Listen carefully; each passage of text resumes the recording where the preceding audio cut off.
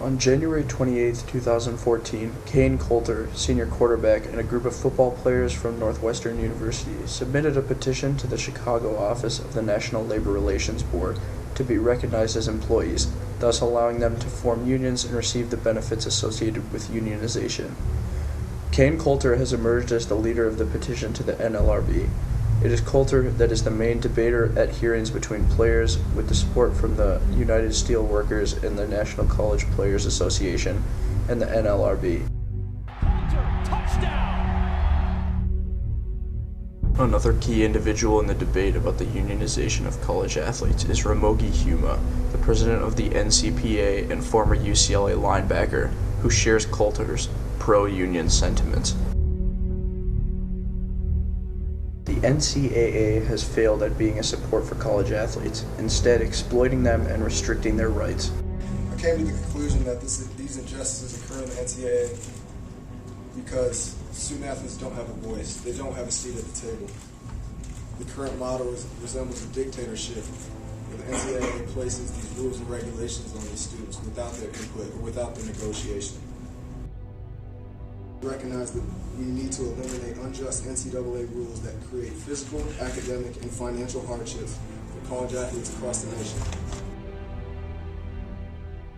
Well, the NCAA doesn't give the athletes any rights. If they suspect a player of breaking an NCAA rule, there's no due process. They don't provide any due process whatsoever.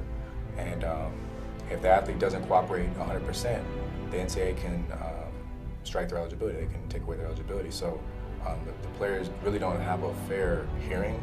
They're not told, even in some cases, what the allegations are against them or who's going to be testifying. All the stuff that American citizens or regular students would be given, the players are not given that by the NCAA.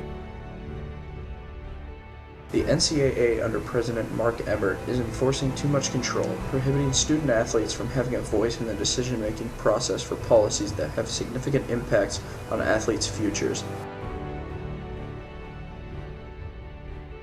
With recent scientific studies revealing the increasingly dangerous health effects associated with contact sports, the main economic benefit of labeling college athletes as employees of their college is to ensure that athletes are protected with monetary resources in the event of a serious injury. Even the United States President Barack Obama voiced his concern about college athletes' lack of medical protection in an interview with CNN, saying, "I tend to be more worried about college players than NFL players in the sense that the NFL players have a union, and most of them are well compensated for the violence they do to their bodies," Obama said. You read some of these stories about college players who undergo some of these same problems and then have nothing to fall back on. One of the main reasons Kain Kolter feels as though change in the medical protections for college athletes is necessary is because of the experience of his uncle, former All-American defensive back Cleveland Kolter, who injured his knee in his junior year and was never drafted by the NFL. To this day, Cleveland struggles with knee issues, but his medical coverage from USC ended with his playing career. This is a common occurrence among college athletes. A player ends up not making it to the professional leagues, but has lifelong expenses related to the wear and tear on his body. Number one is medical protection, and not only for the current players, guaranteed medical protection, but medical protection that extends past your eligibility. A lot of these players are going to be dealing with injuries after their eligibility expires, and they need to be taken care of. Another one is concussion reform, concussion prevention.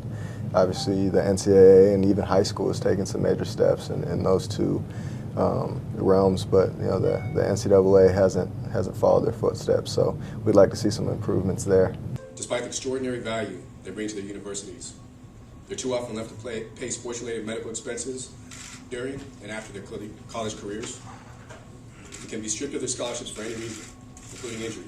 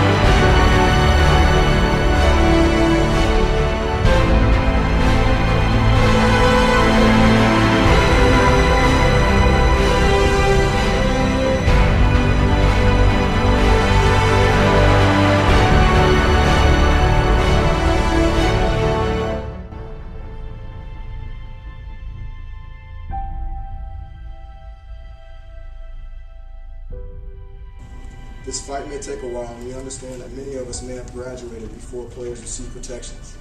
We realize, however, that to remain silent while players are denied justice is to be complicit in inflicting injustice on future generations of college athletes.